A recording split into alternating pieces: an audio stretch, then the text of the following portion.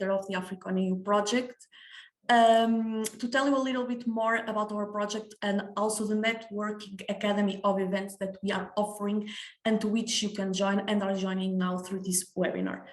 But before I start my small presentation, I prepared 3 questions on Slido in order to understand a little bit. First, if you are familiar with the AfriConEU project, and then what are your expectations for this webinar. So I will share my screen now. You will see the QR code and also the code to join the Slido. And the first question that we prepared is, well, let me check. How did you get to know the AfriConEU project? So AfriConEU is present, very present on social media. I'm sure you heard about us through LinkedIn. We also have many information about our website, but maybe you saw us in other events where AfriConEU was present, or even you already participate in one of our events. So I can see here that, well, social media is winning, of course. And in case you heard about us through other means, please type in the chat. It's very good for us to understand how are we approaching and how are we targeting our participants. Okay, so 3 people already reply and all of them said social media. That's interesting. Our communication partners are going to be very happy about this.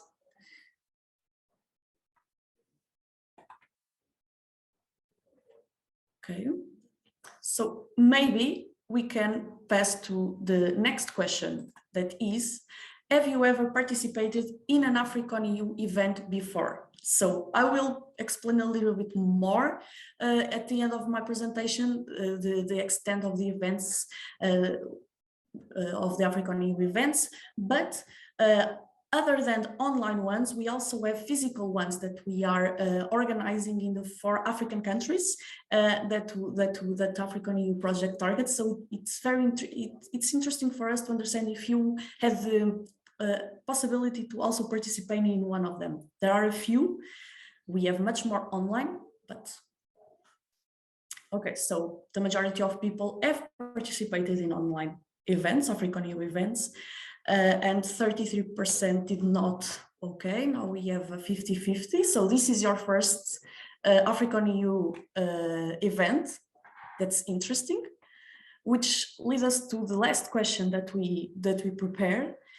That is, what are your expectations for this webinar?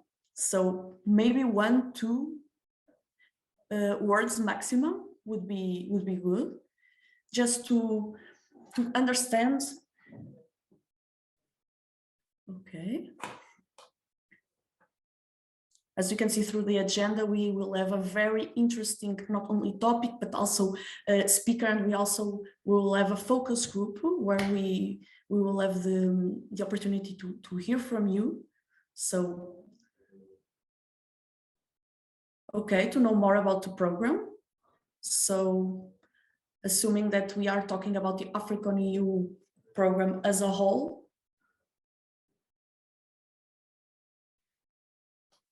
let's wait that the additional participants are typing.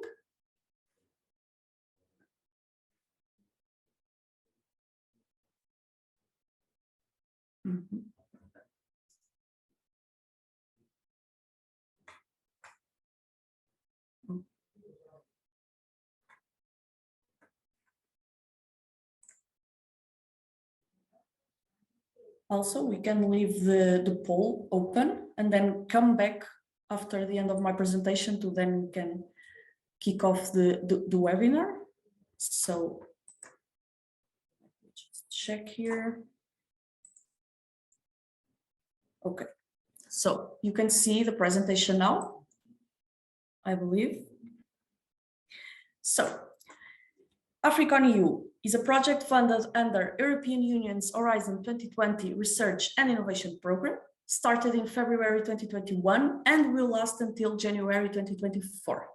This project was designed especially to reinforce the collaboration between Africa and Europe on equal footing, which has been proved to be very critical for accelerating the digital transformation and contribute to the sustainable economic growth of both continents. So essentially, what we set out to achieve at the beginning of the project was to create the first trans-continental networking academy to support both African and European digital innovation hubs in many fronts, from capacity building to knowledge sharing, networking, collaboration, joint projects, and venture development. This is quite ambitious, let's say, but we have been working towards the achievement of these objectives, and we are on the right track, I believe. Here you can have a look at the organizations that partake in our consortium. As you can see, AfriConEU is being implemented by 11 partners, five from European countries and 7 from European countries and 4 from African ones, being the African countries, of course, the ones that are being targeted in the project, that are Nigeria, Uganda, Tanzania, and Ghana. So if you want to know more about the AfriConEU partners, you can also always go to our website, but we can already tell you that besides this geographical representation, we also have a very broad type of organization that complements the consortium competences. Our project was divided into 5 distinct but interlinked phases. So we already completed phase 1, where we designed and implemented research activities to develop a deep understanding of the targeted innovation ecosystems in Africa, as well as their needs and challenges. So that then in phase 2, we could develop the AfriConEU Academy by building upon these research outcomes.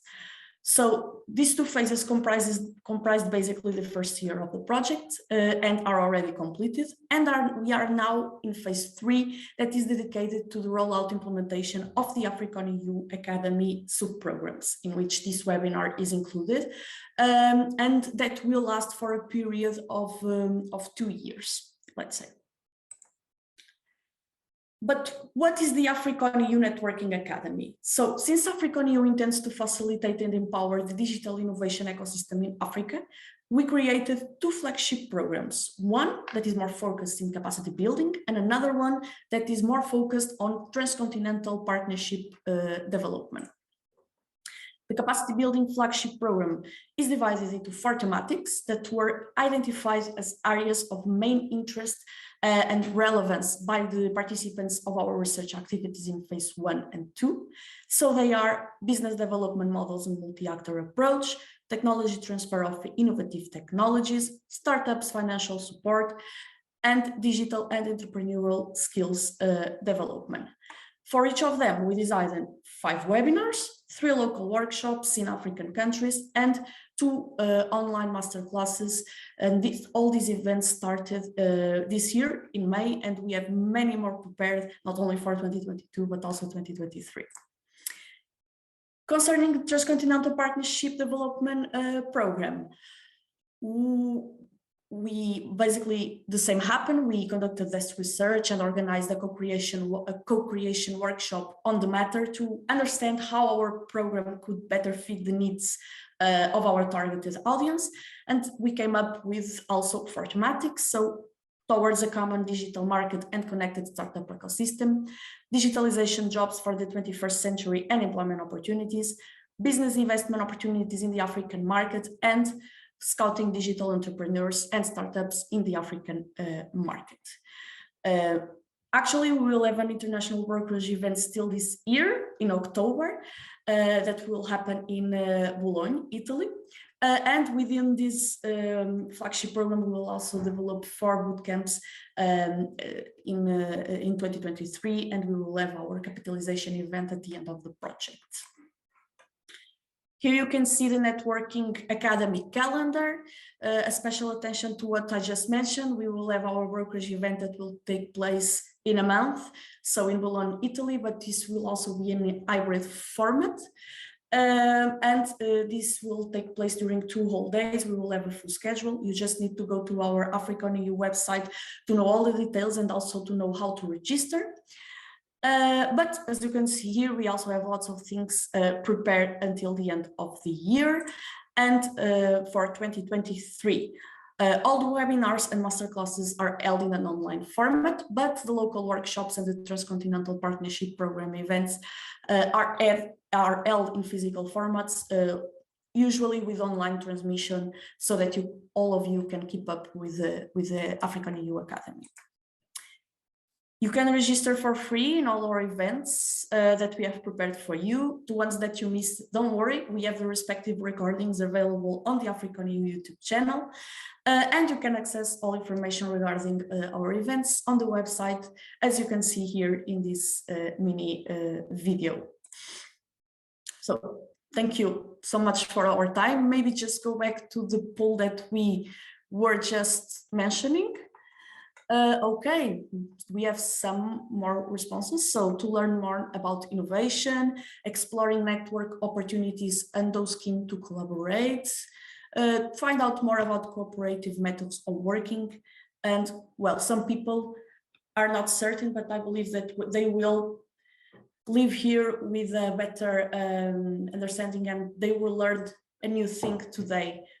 From not only from our speaker, but also from our participants. So back to you, Eunice. Thank you, Anna. Thank you for that introduction. And it's really good to see that we have managed to communicate the point of the webinar. It was great to see that people's expectations around collaboration and how it can use to drive innovation that supports their communities. I thought that was a really good summary of what today is about. So, without further ado, please allow me to welcome our speaker for today, Ben Griffith, who is the design lead, the head of design strategy at Innovate UK. I never manage to do speakers justice when I do their bios. So Ben, I will just ask you to do an introduction of yourself and briefly the work you do at Innovate UK before you dive into your presentation. So warm welcome, Ben. Great, thank you so much, Eunice. It's wonderful to be here this morning. I'm sat in my home in Gloucestershire in England, and it's really exciting to be connected to people across Africa and Europe. It's really exciting.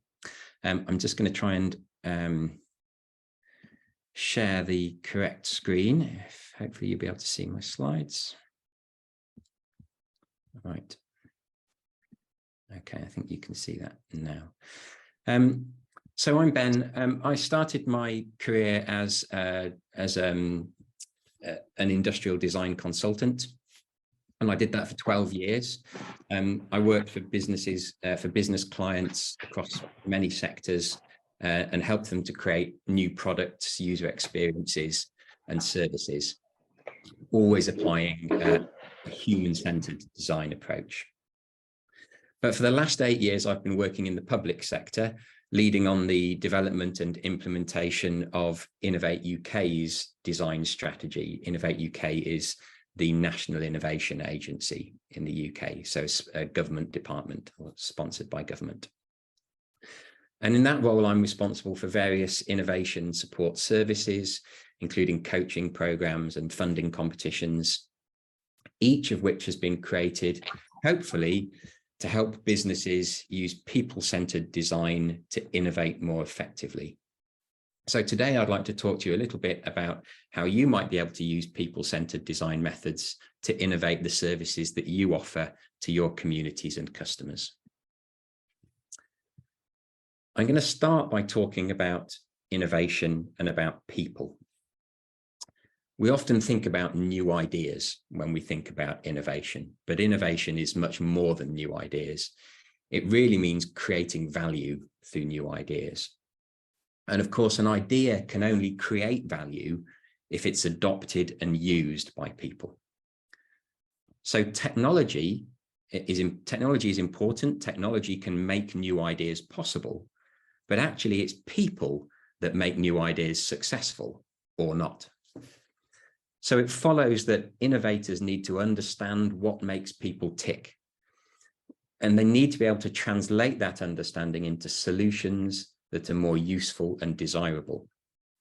So looking at this picture, an apple in many ways is a great technical solution. It provides lots of vitamins and nutrients, it's tasty, it's conveniently packaged. A cake, on the other hand, is not good for us. It's full of sugar and, you know, we shouldn't eat too many of them. So logically, the boy should choose the apple, but will he, all right? People don't always make logical decisions. They make decisions based on their emotions, on culture, and on their lived experiences. And that's true not only of consumers, but also in business-to-business situations. So the design challenge here is to create something that's both beneficial, like the apple, and also desirable, like the cake. And the same is true if you're designing services for business customers. What can you do to encourage people to choose the services that you offer and to make sure that those services create value for those customers?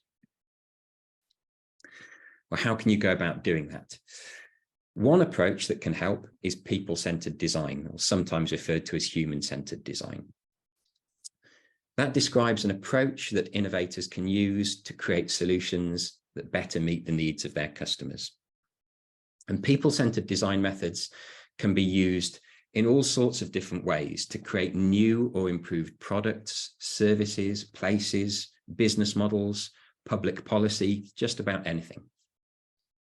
It's an approach that encourages us to understand problems, needs, and hopes from the perspective of the people involved, and to make sure that we're solving the right problems in the right way for the right people. So people-centered design starts with understanding human behavior and using that as a source of inspiration for better ideas. This is an example that I often share to demonstrate how unexpected human behavior can influence design solutions. I don't know how well this will go down in Africa. I'm not sure if these are common products for you, but what you can see on screen here is a relatively recent new design for an electric hand dryer that you find in a lot of public washrooms in the UK. It's an innovative solution created by Dyson. Now, on the left, you can see what a traditional electric hand dryer looks like. So it's mounted on the wall and you put your hands underneath that and it blows a jet of warm air onto your hands to dry them after you've washed them. The Dyson solution is different. It's in many ways an excellent technical solution. It's faster, it's cleaner, and it's more energy efficient. You put your hands down into the slot and it directs a very strong jet of air onto your hands, like a curtain of air as you draw your hands out. So it's a great innovation, except what happens if you're on your way to a meeting and you've spilt coffee down your shirt? And this actually happened to me. I was on the way to a very important meeting. I spilt some coffee down my shirt on the way in. I thought, no problem, I'll pop into the washroom. I went to the sink, I dabbed the coffee off my shirt at the sink, and then I thought, great, now I'll just dry that under the hand dryer. But they had a Dyson hand dryer. So now I was stuck, okay? Because it turns out that people don't only use hand dryers to dry their hands. So I'm not saying that the Dyson solution is a bad solution, but I think when we have a really deep understanding of human behavior, when the sort of understanding that we can really only get through lived experiences or by observing or talking to people in a very engaging way, unless we have that insight, it's very hard to come up with the perfect solution. Okay, so what does people-centered service design mean for digital innovation hubs? Well, I think this is an approach that you could use to improve the services that you offer to your communities. Now, of course, hub customers themselves could use people-centered design in their own projects, but one of the best ways to help them to do that is to lead by example. So if hub customers can see how design is being used and they're benefiting directly from the results of that through better services, then they'll be inspired to explore and learn about it and try it for themselves. Now let's take a look at a people-centered approach. And the example I'm using here is a very well-established framework called the Double Diamond. It was created by the Design Council in the UK. And it breaks this human-centered design process down into 4 key stages. So in a moment, we're going to step through each of those stages and talk about what they involve. and why they're important. Just before they do that, before we do that, it's worth mentioning that there are lots of different frameworks that you'll find if you search for human-centered or people-centered design, service design, participatory design. You'll find all sorts of different diagrams with different numbers of stages and different words used to describe those stages. So I've just included one more on the slide here. It uses different words, it uses different shape, but it still maps onto the same double diamond process. And what you'll find in many cases is that the different frameworks are really just different visual presentations that describe a similar process. And at each stage of that process, there are lots of different tools and methods that you can use to get a result. We don't have time to describe all of those today, and I think it'd be quite boring if I spent hours talking you through each particular method. But at the end of this presentation, hopefully there'll be some time for you to discuss tools and methods amongst yourselves, perhaps that you've experienced before or that are new to you but of interest. So let's look at the stages of the process. The first stage is about discovering the insights and inspiration that you will use to drive the creative process. And it's represented here as an expanding triangle because it's a process of divergent thinking where participants are encouraged to explore widely, broaden their horizons, and make new discoveries. So during this stage, the team will start by identifying the people that will use or be involved with the service. Who do you need to talk to? Who do you need to understand? Who do you need to involve in this design process to get a good result? Then you'll engage or work with those people to understand their problems and opportunities from their perspective, to gather insights related to their motivations and their behavior and the choices that they make, and also to understand how their experiences, skills, and knowledge could contribute to the project and help you to create better outcomes. The second stage is called define, and at this stage we're defining the specific opportunities that we can see to create value through new ideas. So we've gone through a divergent phase of gathering lots of insight and learning and information, and now we're going to start synthesizing that down, making sense of all of that learning, filtering it, finding common themes, and focusing in on very specific opportunities that we can address through the design process. So we're looking for specific opportunities to add value. Those might be problems that need to be solved or an unmet need that your customers have. You'll also be working here to understand what a good result would look like for your community and to define the attributes that any new proposition would need in order to be successful and desirable. So now we have an opportunity, now we know what the opportunity is, we know what we're trying to achieve. Let's start to develop solutions in response to that. So in the develop stage, you're generating lots of ideas. You're exploring different possibilities, different solutions to the problem, and different ways to respond to that opportunity. And in this part of the process, you're going through lots of repeated cycles of prototyping and testing ideas with the community to gain feedback, learn what works and what doesn't work, and to act on that feedback to improve your ideas, or if they're the wrong ideas, to recognize that and try something different. So you're constantly coming up with new ideas, putting them in front of people, finding out what's good or bad about them, and refining your thinking in that way. At this point, you also need to be regularly checking back to make sure that you're still focusing on the things that really matter and not getting too tied up in the details of delivery. So delivery comes next. Eventually, as you go through this development cycle of testing and learning and improving, you'll begin to focus down on the best ideas, and you can start to consider how you want to implement or develop or deliver those. So you're continuing to refine your ideas. you're gaining confidence in the best solution. And at that point, you need to think about creating unambiguous, actionable plans and specifications so that you can implement that idea and maintain the design intent. And again, think right back to the start. What's the problem you're trying to solve? What are the needs and behaviors of your community? Making sure that you're defining the solution in such a way that you maintain that design intent. So that's an overview of the general approach. I'd also like to talk briefly about when and how your community or your customers should be involved in that process, because you have some choices at this stage, and there are different interpretations of that people-centered design process. In a traditional people-centered design approach, the designer tries to understand the needs of the community and to create a solution that works for them.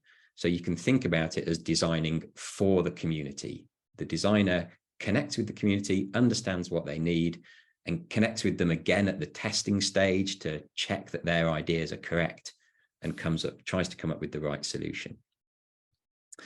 A participatory, or sometimes called a co-design process, allows the community to be more involved. And in that case, the designer works with the community as a facilitator, in a facilitator role, to co-create solutions with the community. But there's also an emerging field of radical participatory design, which takes a slightly different approach. And in that case, the community itself leads the entire design process and creates its own solutions. So we're going from designing for the community to designing with the community. And if we adopt this radical participatory approach, we're actually talking about design by the community. So to delve into that slightly further, this is, I guess, a human-centered or people-centered design approach, where the designer connects with the community at specific points to get the information or feedback that they need.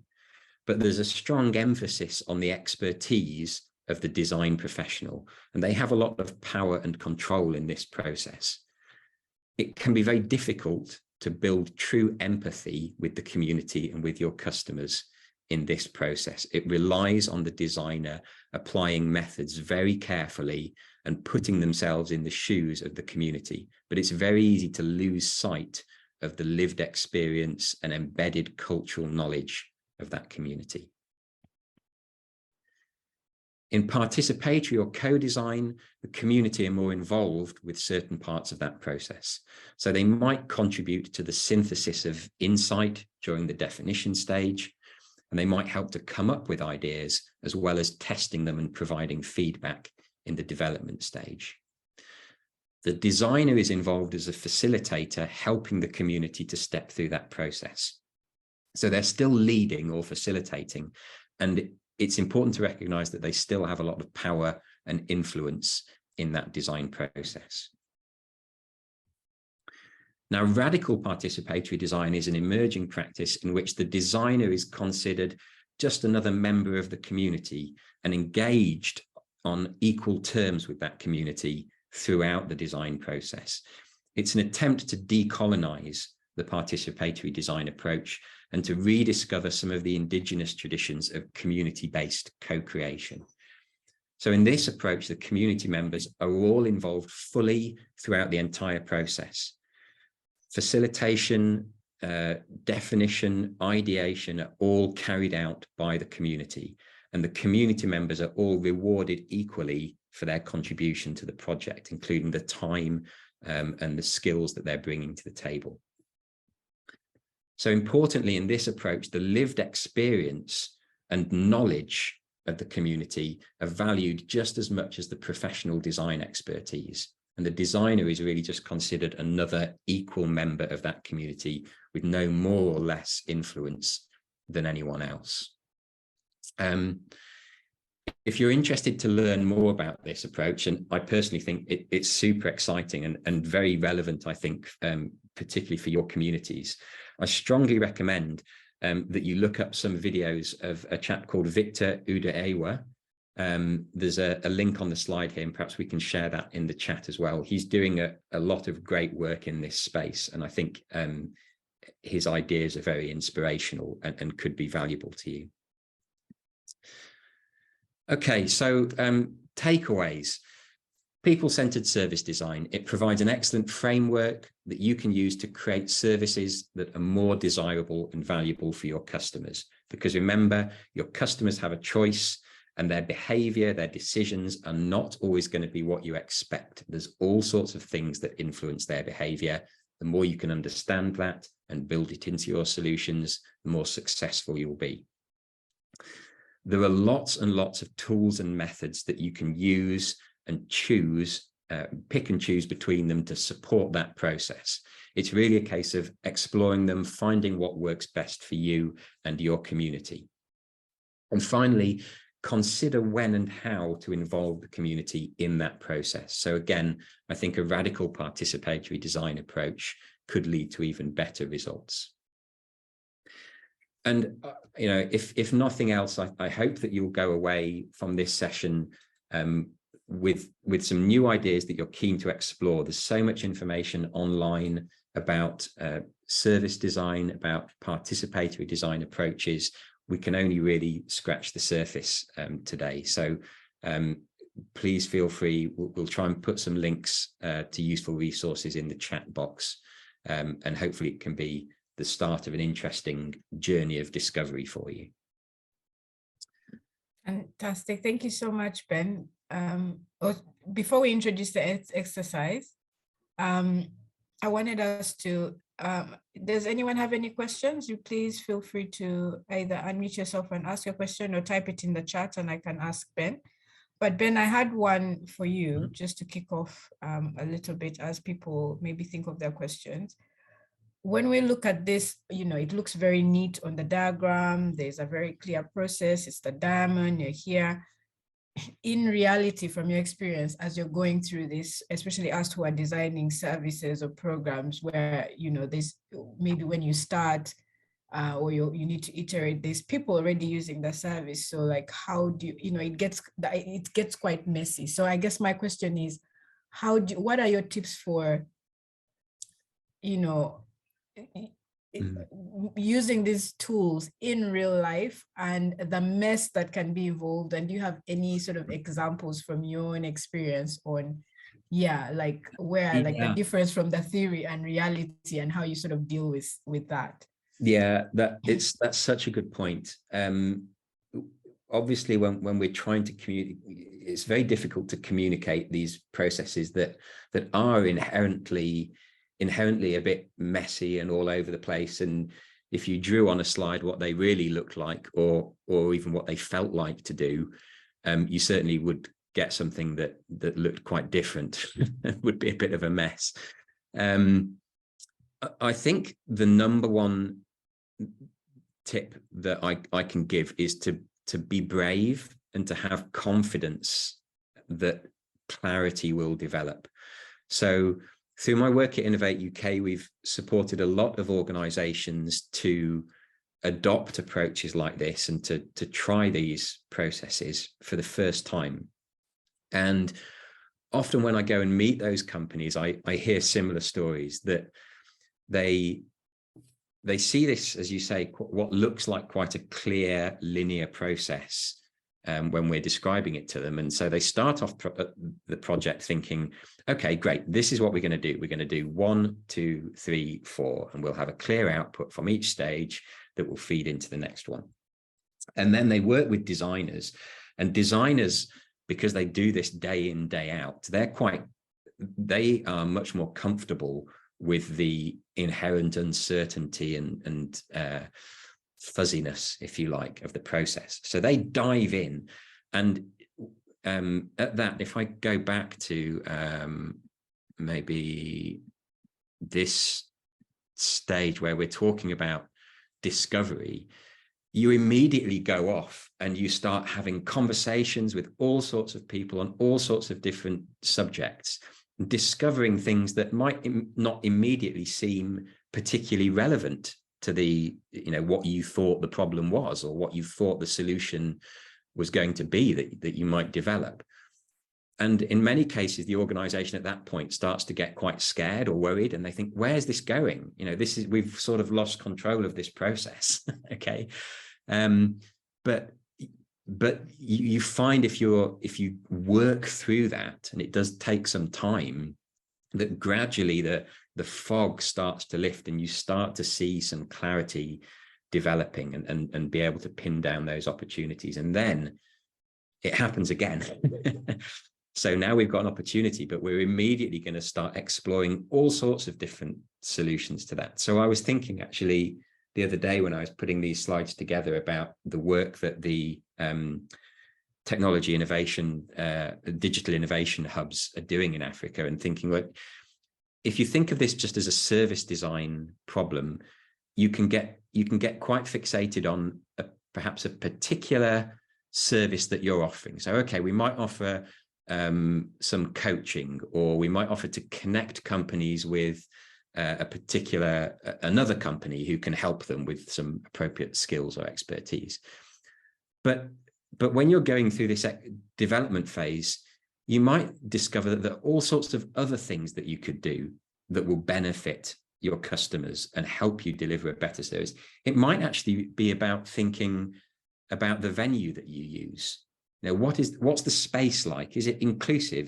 Does it facilitate people to do the kind of work that they need to do? How could you actually improve the space that you're working in? How could you improve your communications and the way you reach out to the community so that they're more aware of the services that you offer? So there's so much more at this developed stage. Again, you're going really all over the place, exploring different things. And again, that can seem that can be quite challenging process to go through. But if you work through it, if you have faith in the process, you'll find that at the end, you do start to come up with some quite tangible solutions. So all I can say about that really is that, yes, when you try this, you will find that it's a much more messy process than it appears to be, but it's supposed to be. And the best advice is just to kind of take a deep breath, trust the process, and go with it. And I guess, and people, please do jump in with your questions if you have one. But I was going to say, like, would you recommend starting with a problem or with a hypothesis? Sorry, I'm losing my voice. Not necessarily a problem. Okay, so I think you can start this process with actually very little idea of what you want to get from it. And I would almost suggest that even if you don't think that this is something that you want to do right now, you might not be planning to design a new service in the immediate future. But I would still encourage you to start that discovery phase. In fact, I would say that discovery phase of really working hard to connect with your community and understand their lived experience, their needs, their desires, that should be something that you're doing all the time, right? Sorry, but I was just going to add to that question before I was losing my voice. So, for example, one of the things we at ATBN really care about and want to support digital innovation hubs on is improving the gender balance within their accelerator programs. And we find that many people say, oh, we have low participation from numbers, or that when women go through the program, sometimes their outcomes, let's say in raising funding, and then there's a study, an IFC study that showed that female-led startups were coming out of accelerators, still not able to raise funding, and therefore it was increasing the gap, for example. So do we start with the problem that we want to increase participation and outcomes for women in our accelerator program and then go out? Or do we start with a theory and say, oh, if we provided childcare during accelerator programs, this could increase the ability for women to participate? Like, it's quite a specific question, but these are the sort of scenarios in the space that we're in of digital innovation hubs and providing support programs. So in cases like that, what do you recommend as the approach? Yeah, so you're bound to have some ideas of what might work at the start. Okay, so yeah, childcare solutions, it may well be part of the answer. But I think you almost need to put those to the side when you start the process, and try and go into the process with as few preconceived notions and ideas as possible. So my approach to that would be to say, well, what can you do to engage effectively with that community that you're trying to reach? And you can do that in a human-centered design kind of way, where you identify some people and you spend time with them, perhaps in workshops or observing their day-to-day behavior and learning about them in that way. Or you can bring them into the design process themselves. So again, look at these participatory methods or radical participation, where you actually build a design team that includes that community. So they bring their lived experiences to the table, and actually are directly involved in trying to define what the real issues and problems are, what their hopes are for the future, and to come up with solutions that will work for them. So you might find at that stage that some of the ideas you had at the start come back into the frame, that yes, actually there is something about childcare, but it's slightly more nuanced than perhaps you'd thought before. Or there might be, I think almost certainly there would be new ideas generated by that community that you hadn't necessarily thought of, or the problem wasn't quite what you thought it was. So I think it's all about having an open mind and doing whatever you can to engage those people and give them authority within that process, so that they really feel a part of it and are enabled to create better solutions. Fantastic. Thank you so much, Ben. I hope that even through this discussion that, it's become sort of clearer to it's definitely become clearer to me, and I hope to our other participants, how this can sort of look like in our day-to-day as we run our hubs, as we design our programs. And now we wanted to sort of go into the next bit of the session, which is for you to have a think, and we'll have some breakout groups. Maybe Adiza, if you can let us know when the groups are ready. I'll just keep introducing the exercise, but just do let us know when we're ready to go into the groups.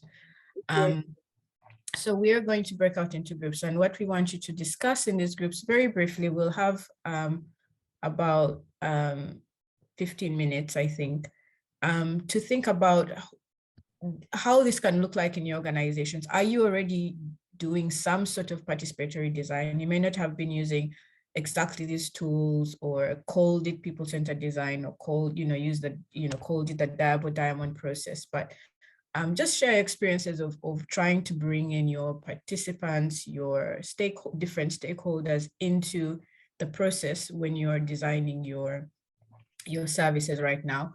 Or maybe currently it's been a very top-down, sort of design and put it out there, and maybe that hasn't worked for you. But just thinking about, how have you used participatory design, or have you used participatory design? What has been your experience? What were the challenges? And also maybe thinking about, from the tools that Ben has shared today, what you will do differently next time. So how have you used participatory design? What were your experiences with that? Challenges or even highlights of it, something you learned that you wouldn't have done otherwise. And 3, any tools you're taking away from today that you're excited to go into taking back into your organization and the way you design your services. We'll have a 15-minute discussion, and then when you come back, we'll ask you to nominate a member of your group to just feedback and share any points. So as you go in your groups, just have one person, assign one person to take notes. And when you come back from your groups, we'll ask you to sort of report back and share some of the key highlights.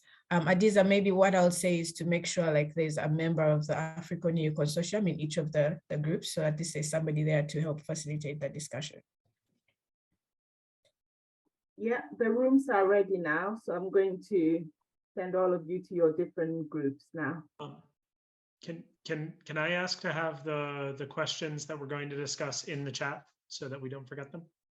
Yes, we'll put that in.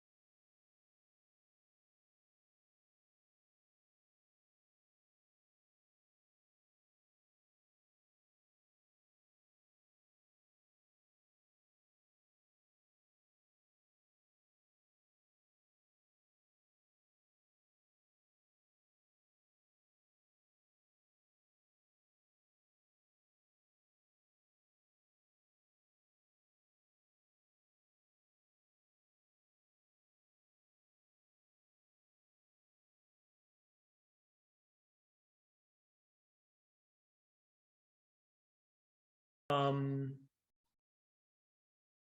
geez, I'm on camera again. This keeps happening. So the questions were, what tools did we find useful? What are we going to take away and use in the future? And what was the third piece of it? This is why I asked for the questions in the chat because I wasn't writing them down as she said it. Yeah, I also didn't write them down, so I'm not sure. I don't have them either. I'm going to get Ben to come into all the groups to have that conversation. So Okay. just talk about what you found useful. Just start with that, and then Ben will join you. Okay.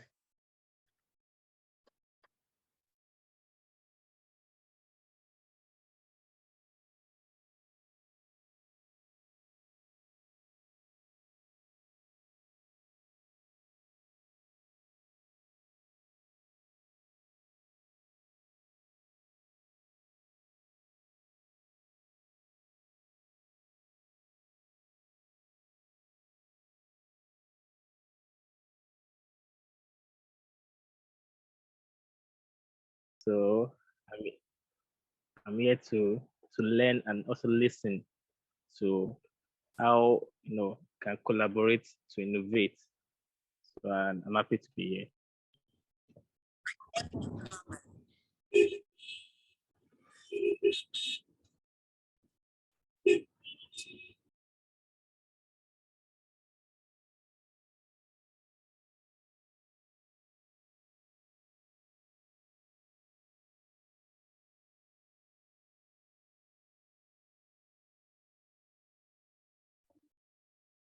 Hi, Ben. Hi. Would you mind joining room 1? Because I think they need some help with the questions. Okay. Yeah. Oh yeah, I can see that. Okay, I'll join now. Thank you.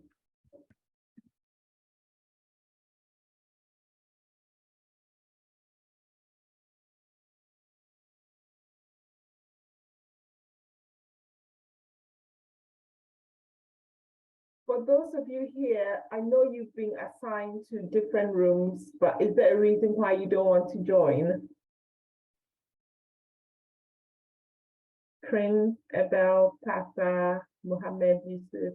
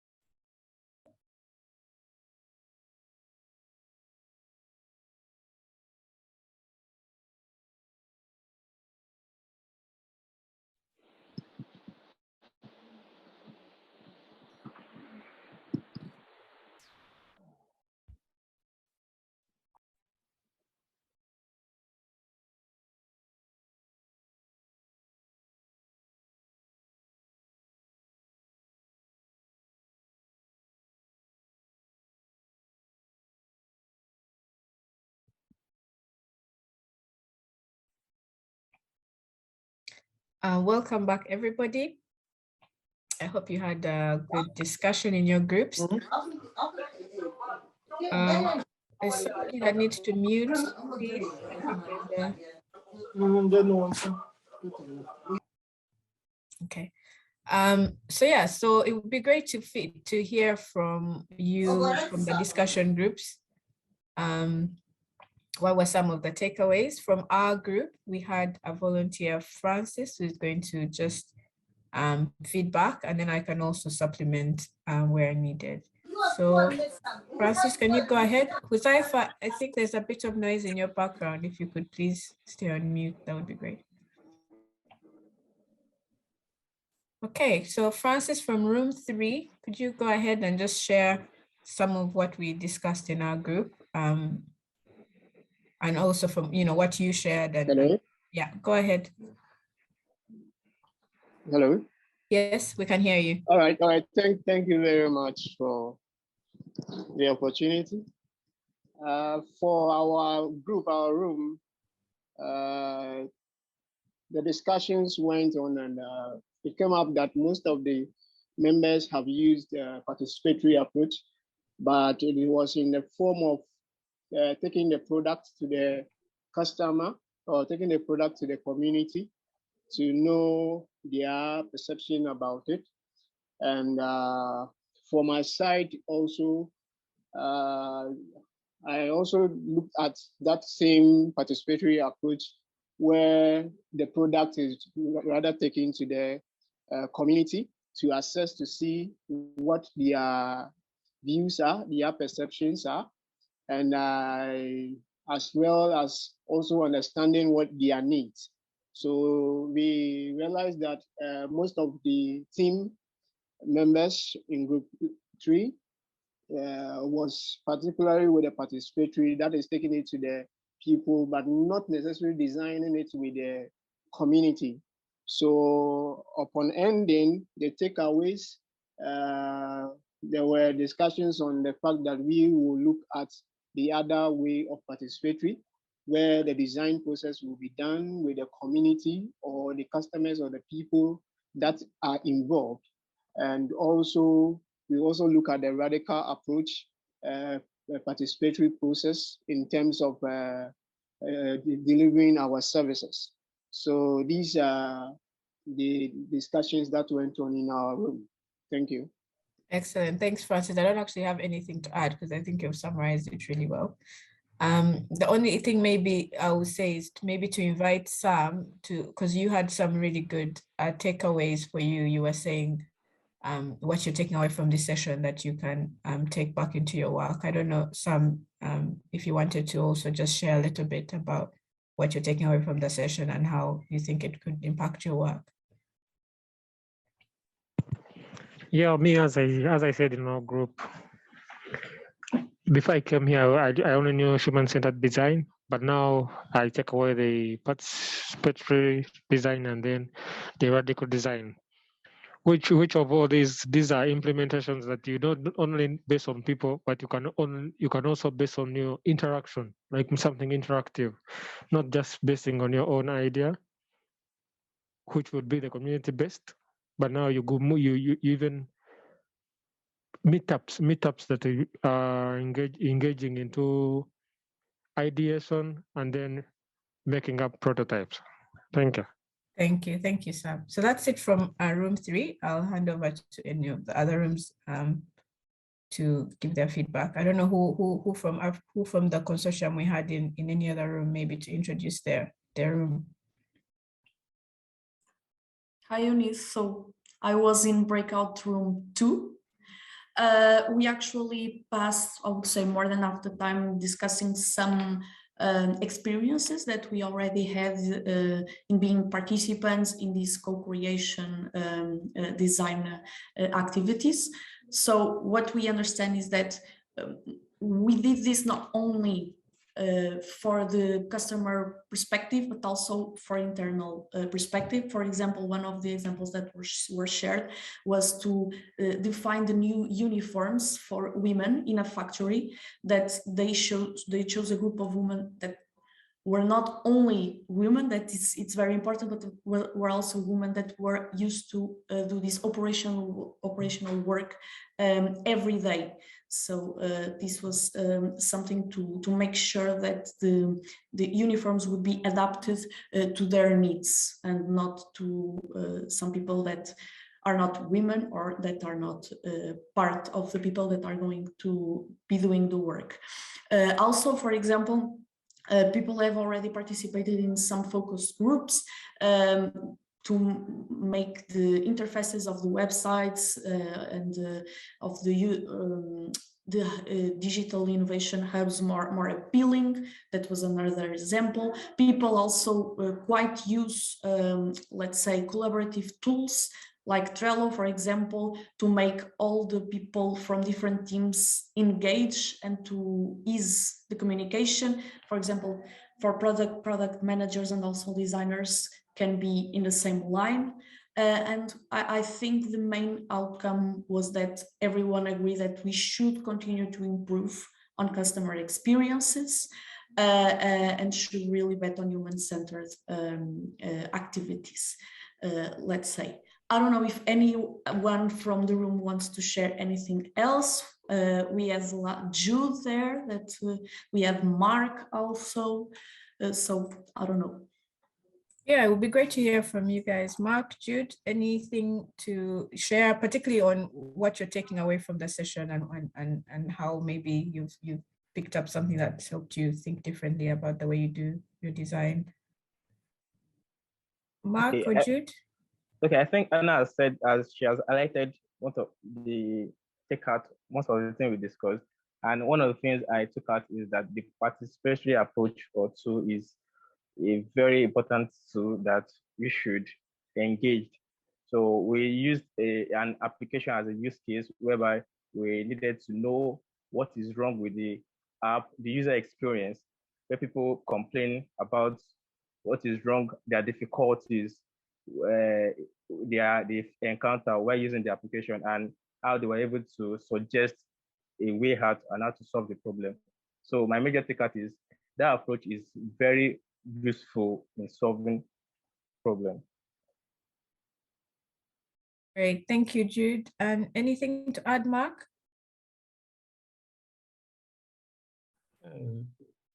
I in the breakout room, I introduced myself as a student at CIU in Uganda, and we just finished a module for human-centered design. I was pleasantly surprised to see it being discussed here. So it just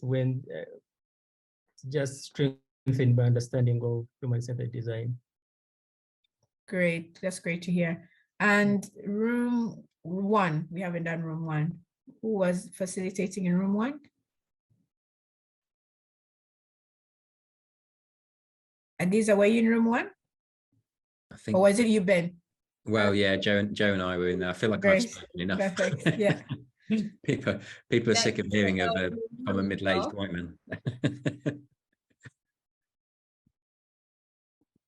Joe was in room 1. Yeah. So Joe, you're gonna feedback and or invite your participants to feedback. So Peace had a really good point that we kind of discussed about metrics and how those get built into the prototyping process. That's a kind of a always a sticky question with human-centered design, and one with a profoundly unsatisfying answer of it always depends.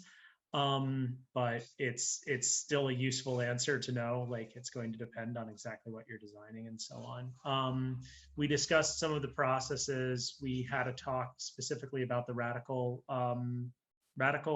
inclusive design, I forget the term, the term that's there, radical participatory design, that Ben had brought up. And we actually talked a little bit also about where you start the process and where you begin from if you're trying to design a product versus if you're trying to design the work of an organization, and how different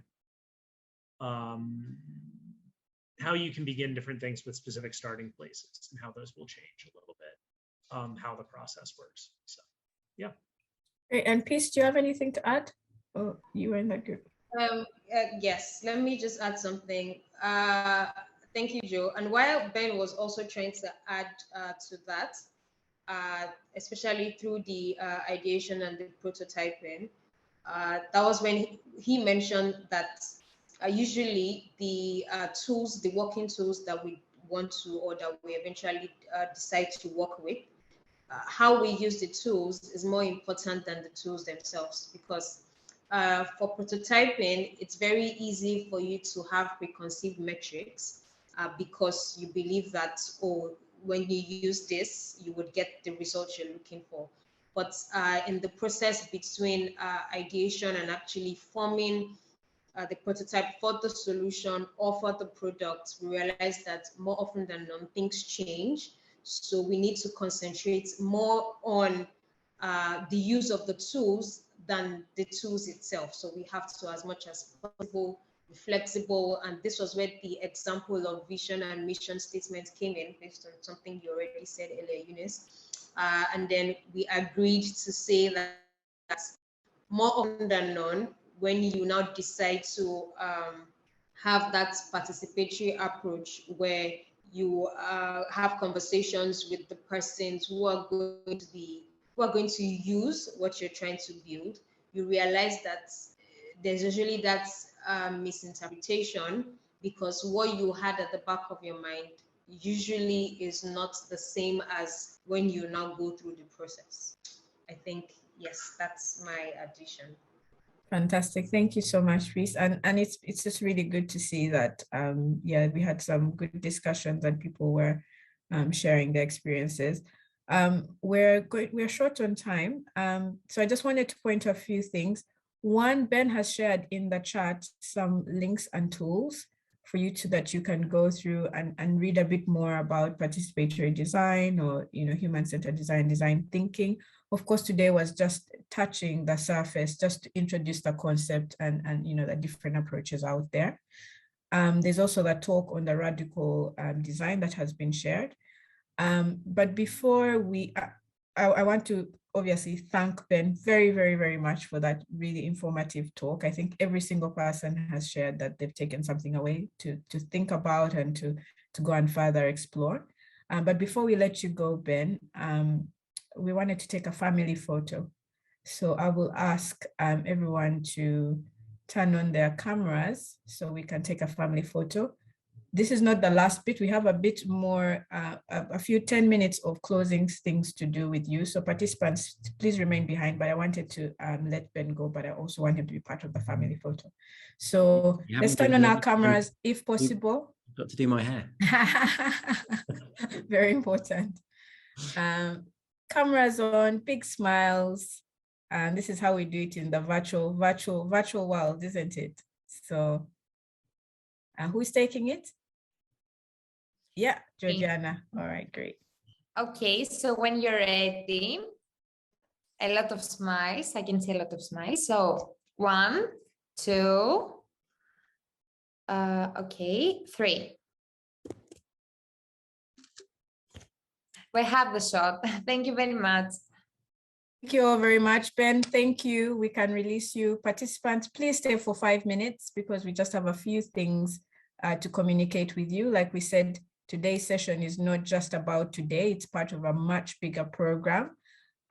So one of the things we want to share, obviously, is that there will be more events like this coming up as part of the Networking Academy all the way until next year.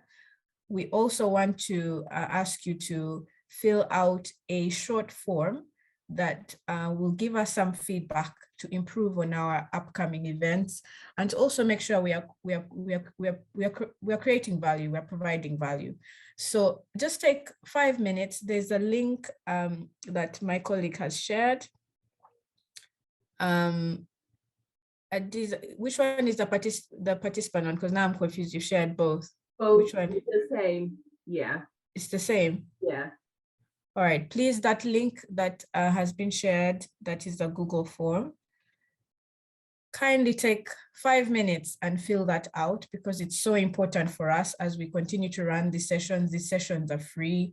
But obviously, like many of you know, you probably have a funder supporting some of the work that you're doing. We need to feedback and know that the work we're doing is creating value and also allow us to improve our upcoming events. So kindly do that and fill that out. And then the last, maybe Adiza, you can also share on the screen the AfriConEU contact details, so the website, so people can go on later and catch up on the previous events, or sign up for our newsletter. There we are. So yeah, so if you go to AfriConEU, you can get more information and more about these upcoming sessions. But for now, I'll stop talking and let you fill out the form. When you're done with filling out the form, just type in the chat "done" and you can excuse yourself. We can let you go. But thank you all very much for your attention today.